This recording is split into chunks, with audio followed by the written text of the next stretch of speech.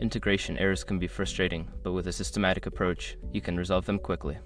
Follow these steps to troubleshoot and fix the issues on Mitratech. Step 1. Identify the error. Check the error message you are receiving. Understanding the specific integration error will help you determine the root cause and the necessary steps to fix it.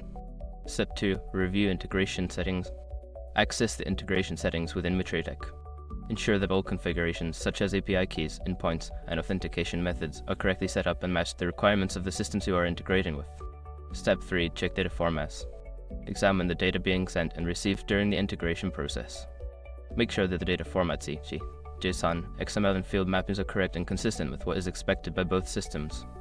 Step 4. Test connectivity. Perform a connectivity test between Mitratech and the external system. This can help identify any network issues or firewall settings that may be blocking the integration. Ensure that both systems can communicate without interruptions. Step 5. Consult documentation and support. If the error persists, refer to the Mitratech documentation for troubleshooting tips related to integration errors.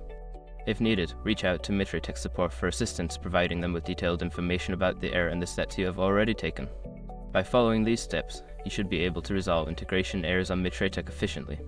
If problems continue, don't hesitate to seek further assistance.